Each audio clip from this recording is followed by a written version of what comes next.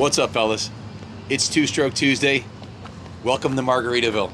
Thank you to our host, Rob, the mayor of Margaritaville, for inviting us down to check out this place. Check it out, man.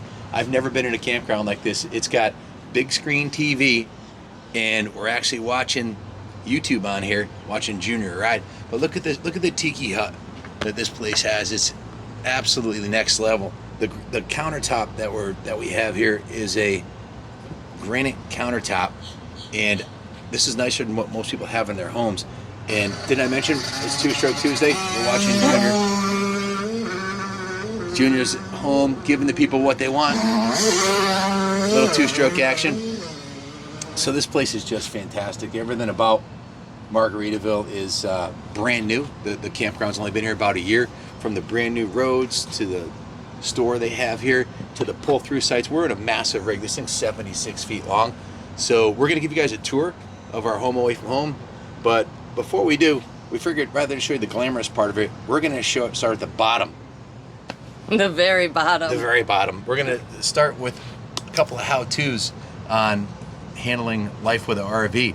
We have what I think is, after 40 years of camping and 30 years of owning campers, the ultimate poop chute. So come around back and I'll show you what we got going on there, because make sure things can get pretty dicey when you're dealing with an RV. You've got 100 gallons of sewerage in there, so you got to have a way to dispose of it, right? So let me have one more.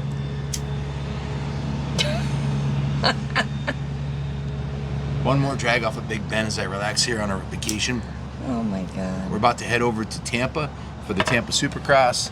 I've got some collectors down here. Chip Watkins has an amazing collection of bikes we're going to go view later this week. But let's get straight into the RV stuff here. Like I said, things can get pretty dicey. So you want to start off with rubber gloves, right? Because you're going to be dealing with septic stuff, right? So you got to have your rubber glove here and protect your hands from the possibility of getting an infection dealing with septic stuff. So let's go around back and check it out. Fun. It's on the other side. Of course, you gotta have your CR500 with you, right? We don't leave home without it. By the way, Ronnie Mac's gonna be riding that at Daytona. My son Ron, so my other son. So this is where things can get dicey over here. You've got, the poop only goes downhill, not uphill, right? So you got to start off with a good connection here and make sure it's all watertight. This is a valve that you can open and close to let the sewerage out. And we run these hoses right here, which are connected. So this Rhino hose can connect directly to the sewer pipe, and you can use this valve over here to open and close it. They're open right now. I'm going to close them. One's for body waste, and that's for the number 2 stuff. And this is liquid waste. That's for your sinks and gray waters and your showers and everything. And you definitely want to have some hand cleaner here to wash your hands when you're done. And if you're lucky, your RV is equipped with one of these, so you can rinse your hands off outside here before going in. So basically, you hook this setup up. Now we've got 35 foot of hoses here. You can't always be right next to the sewer system. And most of the time we dry camp, the last 50 years I've been going to motocross races and dry camping, and very rarely do we have a hookup like this, but this is a luxury. And when you have it, this system right here holds the hose up so that the water can run downhill and over this little brick right here. And it runs right into your sewer pipe right here. So this setup here is really nice because it's completely, you screw it on, it's completely watertight, nothing can leak out of here. And the last thing you want to do is be at a resort like this and have your poop flying all over the campground, because it's just not a good look, right? So you got to have a good setup like this. And when you're done, these are accordion hoses. These collapse. There's 3 of them, and you unhook them, and before you unhook them, that's where you got to rinse them out, because let's face it, raw sewage has been running through there, right? So if you come over here, you'll see there's a hose hookup. You hook up the hose to this right here, and then you rinse them out. You rinse the pipes out. But before you do that, these tanks can get pretty stinky if you don't rinse them out. So there's a connection right here where you can see where it says Santee Flush. you flush, you close this valve right here, and you fill up the water tank about half full, and then you let it out, and that rinses the hose out. Actually, you start with the black tank first. You do the body waste first, and you flush that out. You hook up the hose, put like 50 gallons in there, and run it through. That'll clean most of it out, and then you do the liquid waste. And then the next step you do, if you're lucky enough to have one of these, is you hook up a hose right here. That way you don't have to handle these too much, and you can rinse these out with fresh water. Then you unhook them, rinse them out with a hose, collapse them, and we devised a system here. The last thing you want to do is put these sewerage pipes in with your baggage and your riding gear and everything else, because they can get pretty musty after sitting in a hot tank overnight over the course of the weekend. So we've got a system. We've got these Valterra easy hose carriers. We have a little bracket system we hooked up here. So these are not inside the coach. You basically, let me show you how this works. So you pull the clip off, and then this opens up, and you slide the pipe inside of there, and you clamp it shut. And the last thing you want is your poop hoses flying out driving down the highway. So you put this little clip on here, and that'll assure you when you get to your next stop, everything's going to be intact. So basically, it's making sure that you don't make a mess in the campground. A beautiful campground like this has coral shells for a driveway. The last thing you want is sewage on there. You want to make sure everything's tight and clean and sanitary, and that you're wearing rubber gloves. You definitely want to rinse your black and gray tank out, and you definitely want to rinse your hoses out and clean everything up nice before you head on to the next step of the journey. So that covers the worst part of it, the sewerage, cleaning that up. Now you gotta have fresh water coming into the RV. This has a 100-gallon water tank in it, so when we're dry camping, you can probably milk a week out of it if you're very sparing with your water. But you gotta have some hoses if you're in a campground like this. Check it out. There's a reason why I have this on here. This is a water pressure gauge. You can pick this up at any RV store. The water pressure is at 40 pounds is where you want it. The reason I have that is I was at a shop one time that they had basically fire hydrant pressure, and I didn't know it. And I hooked it up to my RV, and I blew the water system apart, and the unit did a bunch of damage. So you want to have one of these on here to monitor the pressure and make sure there's not too much on there. That dripping sound you see in the back is actually our AC. The AC condenser is taking the moisture out of the air, and you see it pouring on the ground there. Little gutter system, of course, American flag. But so you want to bring extra hose. I've got one 50-foot section. I've got another 50-foot section, and I got a couple smaller sections, because you never know how far away from the water you're going to be. You might be 150 feet away from the water system. And also, if you're going to wash the rig, like we just got back from Daytona, and we parked on the limestone racetrack, so there's limestone all over everything. So you want to have everything you need to wash the rig and get all the dust and dirt off of it. So this hose system hooks up to an on-the-go portable water softener system. Why is this important? Especially in Florida, they have very hard water here. If you're going to use this in your washer and dryer and to take a shower, it makes the water the same as if you have a water softening system at home. And if you're going to wash your rig, especially a black rig like our Volvo, you get a lot of water stains because there's calcium and other minerals from the earth that are in the water. So this filters it out, and then you have another small short hose that goes right into the system. So now you've got fresh, clean water. And I use this system when I wash the truck too, to keep all of the spots from getting too much. So in here, this is a More-Ride tray system that slides out, which makes it a little bit easier to get in here. We've got a hose reel thing where you fold up the hose. Last thing you want is 100 foot of hose flopping all over the place. So we use this for the hoses. And then I also take with me to every campground this T-system, because you may want to be washing a vehicle or using water for something else, or wash your motorcycle. Or if you have to share an outlet with somebody else, you hook this up, and then you got two outlets, and you can run one at a time or two at a time. This also helps to, sometimes the Rhino hoses get really tight, so this allows you to break them loose. It's just a wrench for the hose, and I've got a couple extra adapters, so you can't be too prepared. You got to have all the tools of the trade with you.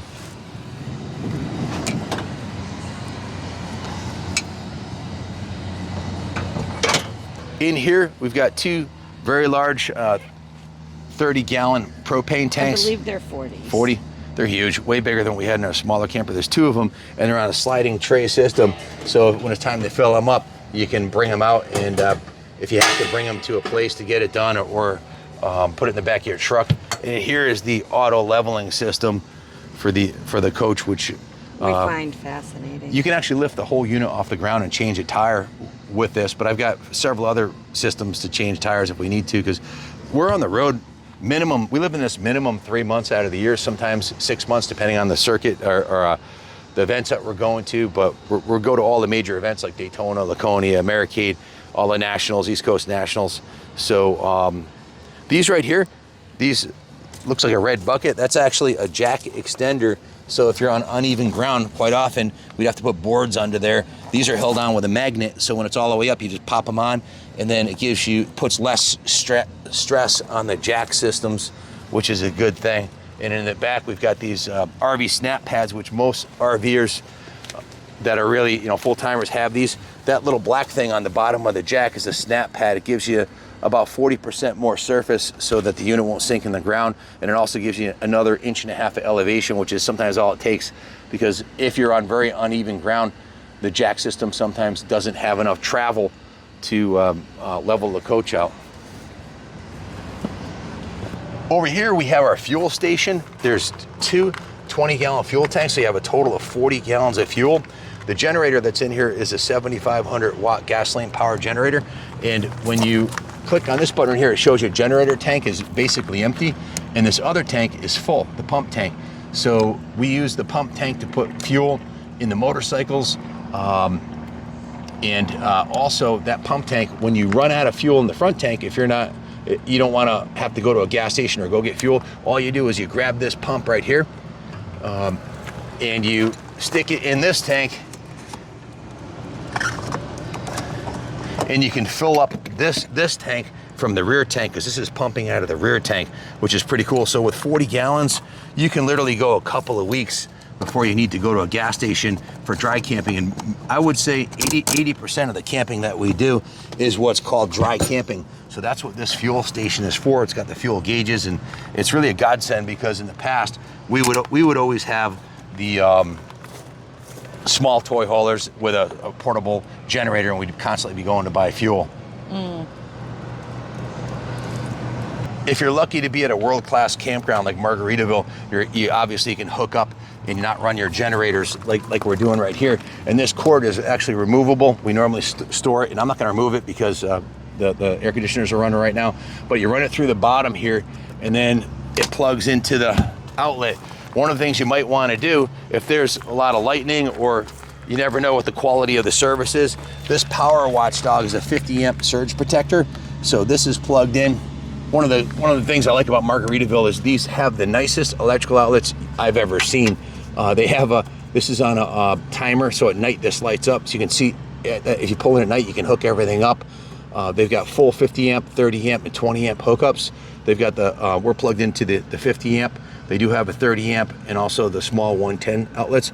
Now, if you are not at a place that has a 50 amp hookup, what you can do is right behind us, we have an adapter that plugs into the 30 amp, and it gives you another small adapter, which you can plug it into any outlet. If, let's say you're mooch docking, you're at a friend's house and they don't have a hookup, or if you're at a shop, you can plug this in and conserve your generator. I don't recommend running the ACs off of this because they can get really hot and draw too much power and burn it up.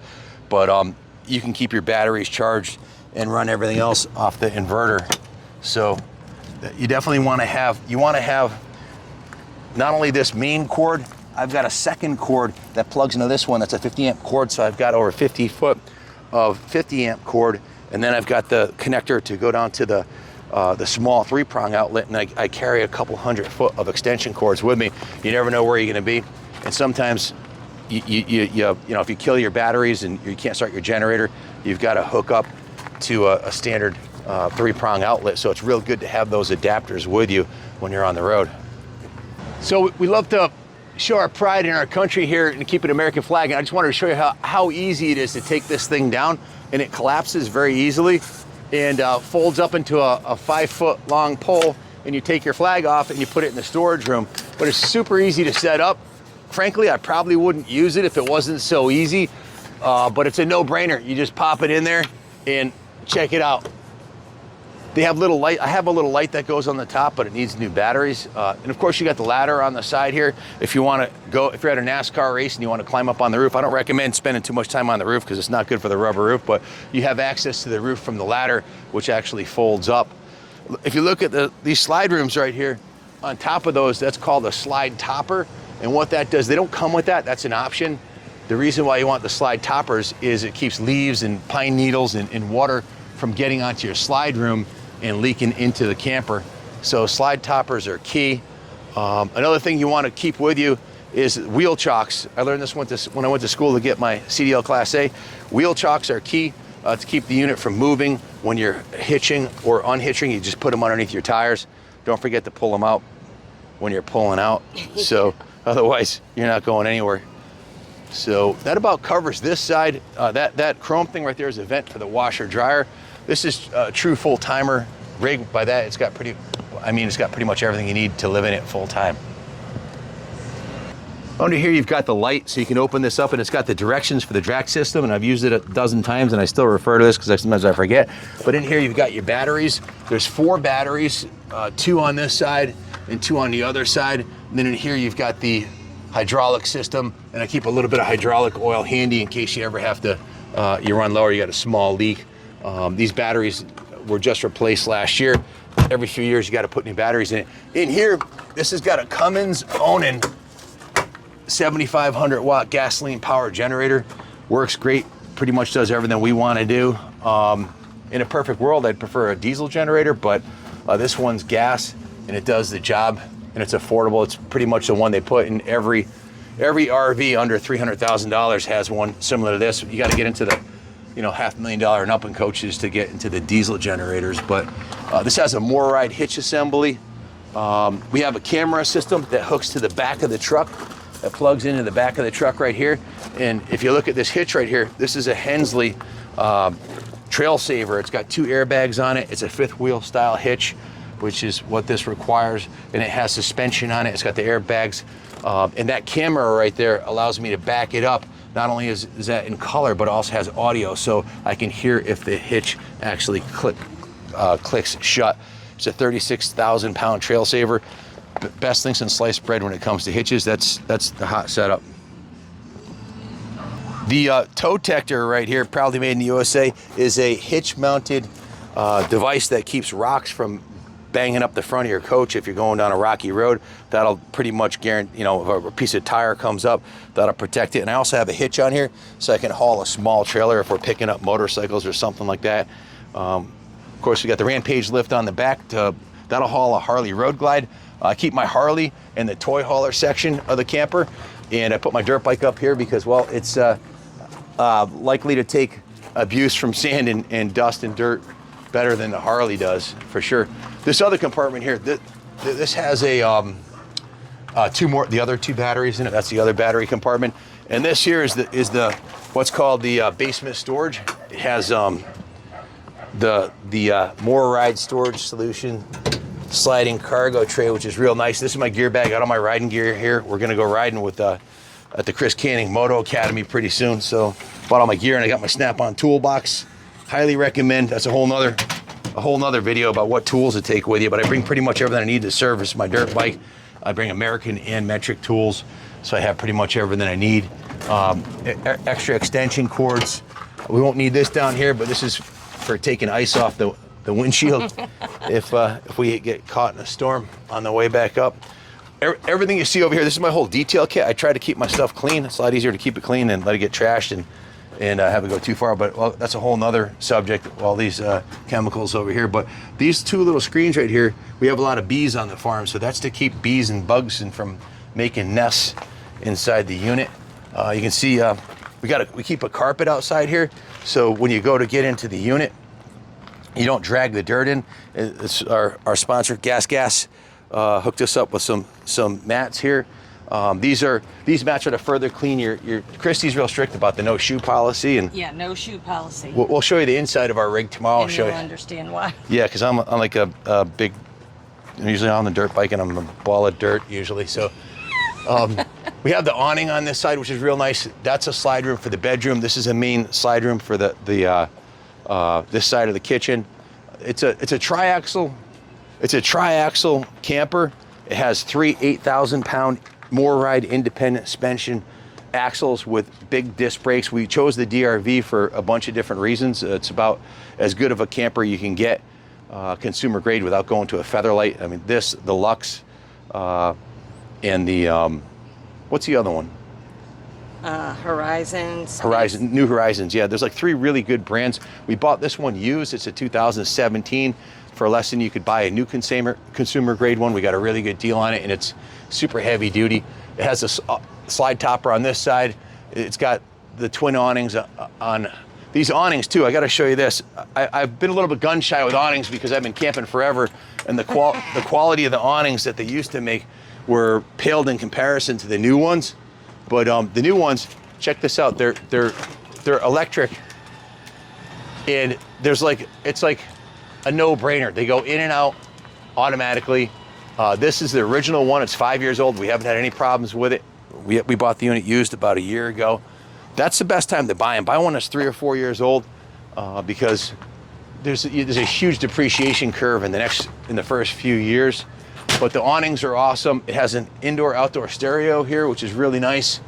You can it's USB, so Bluetooth, so you can play your own music off of it. More storage in here. This is where I keep my other surge protector and my extension for the cables. These are 2 little jacks for the stair set in the back. I always keep extra power cords. I always keep a lock on me. Bike thieves are everywhere. I run the best lock you can get, the Master Lock Pro Series, on a chain. The bikes are insured for theft now. I lock them up and put the alarms on the bikes. Highly recommend these 2. These are Lynx levelers. We use these all the time. I have a bunch of old school wooden blocks in the truck that I could show you, but these are just super nice. They come in a bag, so they're easy to put away, and they're kind of like Legos. You can stack these up. If you got a flat tire and you weren't on a surface where you could use your jacks, where it was maybe a little muddy or whatever, or sandy, and the jacks would sink, you put these down in front of your tires, and you can set up a little ramp. So you can, let's say the middle tire is flat, you could back up the rear tire onto this and lift the whole coach off the ground with these blocks. Put your tire up there, and then you can just pop off the other tires. I have a battery-powered impact driver in the cabinet inside, so it's kind of like a NASCAR tire change. I can change a tire on this thing in literally minutes. And like I said, I've been doing this for 40 years. This is my 11th camper. It's the second one that we bought. Excuse me, I only bought 2 new. All 9 of the rest of them, including this one, we bought used. But you can see it has the snap pads on there for the jacks all the way around. The jack system is excellent on this. It's for leveling and for lifting the unit. It will support the whole unit. The wheels on this had a clear coat on it that had faded, so we wet sanded and buffed, and I'll show you how we do that in another video, how we polish aluminum. But the underside here, we painted that the black because it gets rusty. Don't put a lot of paint on them from the factory. So we put literally hundreds of hours into detailing and fixing this unit up the way we wanted it. As far as the spare tire goes, the spare tire is on a rack over here. It's a BAL tire carrier system, and you can see the spare tires under there. You just pull that one pin out, and you pull those 2 handles out, and the tire drops down to the ground, and you use there's a socket. You use a socket to take the bolt off, and then the spare tire comes right off. So it has a spare tire underneath there. That's the other end of our homemade hose carrier to keep we started the video to keep the stinky stuff out of the camera. Keep the out of the camper. Keep the sewer system stuff in the back. So these steps, there's 2 types of steps. They have a set that you can get. These are super easy. They have a set that that's it. That's all you got to do, and you're ready to go. These are the Illumi Tread steps by Lippert. Lippert also makes a set on the back of the camper. I'll show you. We have the other type of stairs back here. This patio deck system is awesome. We absolutely love this. Yeah, I love this. we made up our mind, I think 2 years ago, we were in a Grand Designs, we were gonna buy a Grand Designs 397 toy hauler. That was a floor plan we really liked, but we ended up buying the DRV, which is a much more expensive unit. It's like, I think it retails for like $80,000 more, but we bought this one used for less than we could have bought a lot less than we could have bought a new Grand Designs for. So this is the other system. This is by MoreRide. This stair system, they have stairs like these. It's more of like a commercial look to it. They're super heavy duty. It has the handle on it. They make a set like these that you can put on your side doors that flip up, but when you do that, usually dirt comes with it. So I like the simpler ones we have on ours. The patio's super nice. It's really easy to set up. You can set up this whole patio system in less than 5 minutes. And this door swings closed right here. And if you got kids or dogs or a kitty like we do, you can close this and Or we will have. we will have. Yeah, that's a whole other story. We got another little kitty coming. So you close that, and now you've got a pretty much a child-proof gate. So of course these are folding chairs. We got a rocker for me because I'm getting old, and Chrissy's got a recliner. And we made up our. Chrissy, tell them when we made up our mind to buy one. We were actually after hours at Lazy Days. They had closed up the park, and we were sitting in the back of a Momentum 397 TH on the back deck, and we were like, we need to get a toy hauler like this. We want a back deck. And so the decision was made. So the toy hauler part is super flexible. Everything serves two purposes. This is a patio, and it's also a ramp because it drops down on the ground to drive your motorcycles in. And inside here, this is where Taylor sleeps. Apartment. This Taylor's apartment, and this is Kenny and Shaylin's apartment. These fold down to a bed. Both of these are part of what's called a Happy Jack system. It'll go right up to the ceiling, and everything folds down. This table goes on top of this bed, and it basically disappears into the ceiling. Big screen TV, plenty of cabinets. They have their own entry if they're sneaking out late at night like they used to do when they're teenagers. They don't have to come into or out of the camper, and has a sliding glass door, so it very much feels like another room. We'll get into that when we do the inside part of the camper on the next video, but we figured we start at the bottom, and then we'll show you the shiny stuff on the inside. But the deck is. This is what sold us. You got to have a toy hauler. We got to bring at least 3 motorcycles everywhere we go, right? You got to have a motocross. You got to have a CR500. You got to have an enduro bike. Now the Gas 700, and you got to bring a Harley for on the street. So with a rig like this, you can haul 3 bikes. You got tons of storage. It's just the ultimate in flexibility, and they're affordable. And having a separate power unit, we have a Ford F350, and we upgraded to an F450, which is what we used last time. Having a pickup truck, or we've been so fortunate to get this Volvo semi to haul it. If there's ever an issue with the truck, you're not living in it. So if the trailer breaks, you still got the truck. If the truck breaks, you still got the trailer. Whereas with the Class A, and I bought one of the new units I bought a brand new Fleetwood Discovery in 1999 when Kenny was born, and we used that for a few years. And I've had a couple 40-foot diesel pushers, and I had a 47-foot Super C. And there's advantages and disadvantages to everything, but this setup here we love. It rides, it's air. A pickup truck has no air ride on it. This truck has commercial grade air ride on the back, air ride on the hitch. The whole cab is on airbags, and the seats are on air, so you have about a foot of air ride travel. You can't even compare the ride to a pickup truck. A lot of people are like, well, it's a commercial truck, it's not gonna ride good. Couldn't be more wrong. This thing rides super nice, and the engine, just 1,200 RPM, it's not even breathing hard. It's got a 3,000 pound engine with 500 horsepower and 1,850 foot-pound of torque.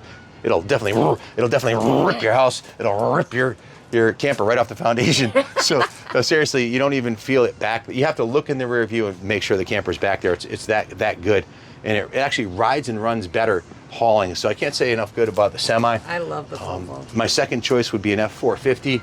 I've had medium duty trucks. The medium duty haulers, don't recommend those. They have usually 300 to 350 horsepower. A pickup truck, let's call that a light duty. And then you've got medium duties, which are like the Chevrolet C7500s or Ford F750s or the Internationals. Those have smaller engines, like smaller they usually have like a 300 horse diesel. It's just not enough power. They usually don't have the full air ride system. So if you're gonna do it, step up, get a semi. You can buy one of these used for considerably less than you can buy a brand new pickup truck. So if you shop around, you can find yourself a real nice clean semi, put a hitch on it, or buy one used off of a site like Racing Junk or Facebook Marketplace or RV Trader online. But you know, back to the campground here. This place is absolutely freaking spectacular. It's spotless. I haven't seen a bit of trash or a cigarette butt. It's just fantastic. And everybody's here. How would you not be happy? You've got a tiki. You got your own tiki hut with TV, and I mean, it's lit up. It's freaking awesome. And it's Two-Stroke Tuesday, so we can watch. It's Two-Stroke Tuesday.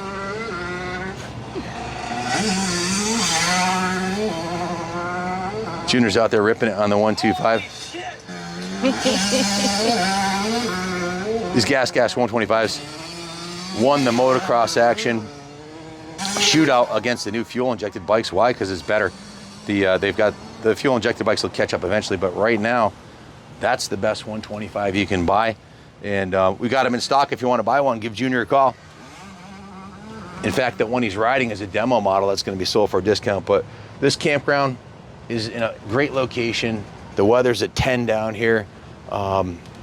Make your reservations. Beautiful. Make your reservations in advance because they sell out fast.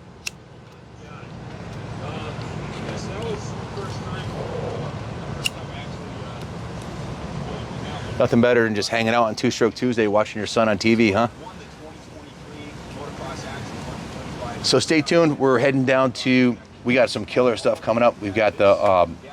I've got a amazing collection of bikes, one 500 bike collection and one with probably 100 bikes that we're going to go film in the next week. We're trying to buy bikes. We're down here buying bikes. If you have any bikes to sell, give us a call. Text me on my cell, 860-916-9784. If you got a collection you want to sell, we're down here buying. James is trucking them back and forth. And of course, Bike Week's coming up, and that's the kickoff of our big season up north. So should be lots of good footage coming your way from Bike Week. Blake Wharton is doing the XR200 race we got Kaplan Cycles, New England Motorcycle Museum, and Motul are sponsoring a race series with XR200s, vintage XR200s. Blake Wharton is sponsored by us and by Motul. Thanks to Motul for stepping up and helping out. Darwin Yeager, the National Motorsports Manager for the guy that took me to Dakar and then down to the 24 Hours of Daytona. He stepped up to sponsor this event, and Blake, so we'll be at Daytona on the line. Ronnie Mac's going to ride my CR500 in the amateur Supercross. So we got some killer footage coming your way. It can't all be two strokes. It is Two-Stroke Tuesday, but I wanted to show you how do we stay on the road 6 months? How does Christy maintain her sanity and take care of me while on the road for 6 months? And this is a big part of it. We do have the smaller 32-foot unit. And that's perfect for going to, like weekend events, something that requires it's much more easier, some of the local dirt tracks, to bring a smaller trailer. This is our winter home. This is for extended stay. This is the ideal setup. When you go to an event like the 24 Hours of Daytona or Bike Week, you need your little oasis to get away. And we want to have everything, with the 3 different bikes. I've got riding gear for motocross, I've got riding gear for enduro, and I've got riding gear for the Harley. There's a lot of gear and tools that we bring along with us. So a rig like this really makes it all possible. So there's many other ways to do it, but hopefully this will shed some light on how we're doing it.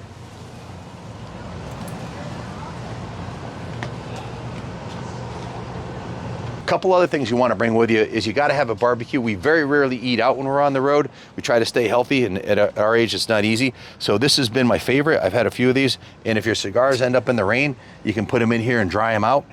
But we're roasting some cigars. But this is awesome for barbecuing. You got to have your brush to wipe it off, and then we have the mesquite smoking wood chips for when Christy cooks the steaks tonight. It has these little bottles that you can buy at pretty much anywhere, Home Depot or any hardware store. We keep a little ladder with us so we can wash the rig. I'll get into the washing stuff in another video, but and of course, did I mention the Cummins 500 horsepower diesel? Got to have a diesel, but it's a hot setup. We're having a blast doing this. So shout out to our sponsors, Gas, and Motul. Of course, Kaplan Cycles, Junior and everybody keeping the business cranking while we're out on the road. But if you haven't seen this bike yet, this is the 2023 Gas 700. It has more horsepower than the CR 500, and it's street legal and insanely fast and a lot of fun. So Junior's got some good videos of doing triple jumps and 70-mile-an-hour wheelies on this. But thanks for watching. Stay tuned. Christy will give us a tour of the interior of the rig tomorrow. Thanks for watching. God bless America. Time to go ride.